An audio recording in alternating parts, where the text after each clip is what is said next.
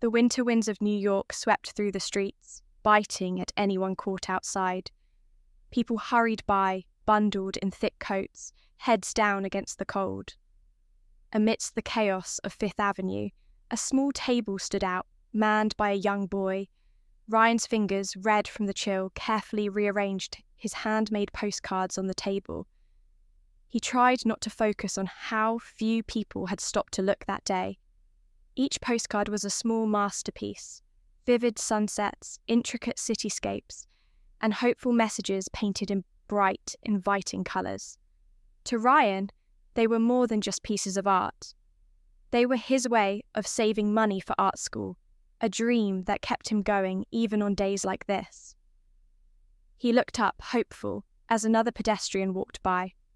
"Would you like to buy a postcard? Only $5, he called out, his voice trembling slightly from the cold and growing disappointment. The pedestrian didn't stop. Ryan inhaled deeply, steadying himself. "I can't give up," he whispered to himself. He adjusted his scarf and went back to arranging his display, determined to stay out a little longer despite the freezing temperatures. His stomach growled, a stark reminder that he hadn't eaten since breakfast. He had been too focused on his goal to notice the hunger building. A few blocks away, Barron Trump was leaving a gala event with his family. The security team flanked him as he walked, but his mind was elsewhere. Barron often found himself in situations like these, surrounded by opulence, yet yearning for something more meaningful. He wanted to carve out his own identity, separate from the expectations tied to his last name. As they walked down Fifth Avenue, Barron noticed the table and the boy behind it. Something about the scene caught his attention. The small display of postcards seemed out of place amidst the luxury storefronts and hurried crowds. He slowed his pace, prompting a confused glance from one of his security guards, and approached the table. Ryan looked up as Barron approached, noticing the boy's well-dressed appearance and calm demeanour. "Would you like to buy a postcard? Only $5, Ryan said, his voice carrying a hopeful edge. Barron scanned the postcards, his eyes drawn to one depicting a vivid sunset over Manhattan. The colours were warm and striking, standing out against the grey backdrop of the winter day. "Did you paint these yourself?" Barron asked, picking up the card. "Yes," Ryan replied, with a shy smile. "I paint all of them. I'm saving money to go to art school." Barron studied the postcard for a moment before reaching into his wallet and pulling out a $5 bill. "This is really good," he said, handing over the money. "I'll take this one." Then he paused, his gaze returning to Ryan. "How much do you need to save for art school?" The question caught Ryan off guard. No one had ever asked him that before. "I don't know exactly," he admitted, his voice quiet. "I just know it's a lot more than I have." Barron thought for a moment, then reached back into his wallet and pulled out a $20 bill, placing it on the table next to the $5. "This is from me," he said. "Don't give up on your dreams."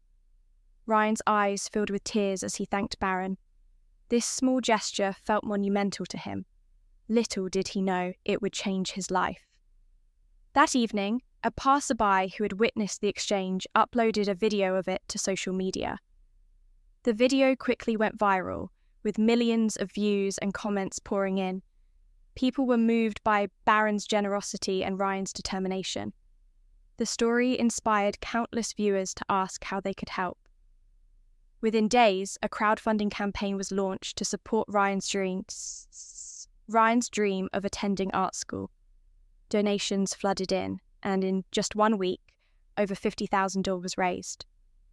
Ryan was overwhelmed by the kindness of strangers and the opportunities that suddenly seemed within reach.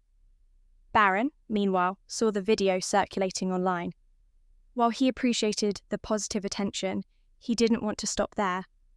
Determined to make a lasting impact, he reached out to art schools and connected Ryan with mentors who could guide him in his journey. Barron knew that supporting Ryan's talent was the key to helping him succeed. A year later, Ryan's life looked completely different. No longer selling postcards on the street, he had been accepted into a prestigious art school and was thriving. He worked tirelessly, honing his skills and creating pieces that spoke to his journey. His hard work culminated in his first solo art exhibition, held in a bustling gallery in Manhattan. The gallery buzzed with excitement as visitors admired Ryan's work, each piece a testament to his resilience and determination.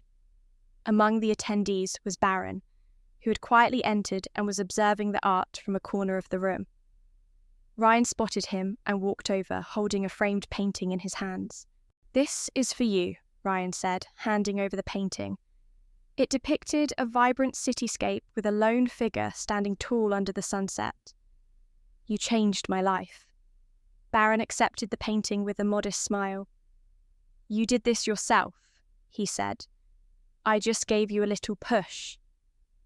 As the night went on, Ryan reflected on how far he had come. The boy who once stood in the cold selling postcards was now living his dream. And it had all started with one small act of kindness.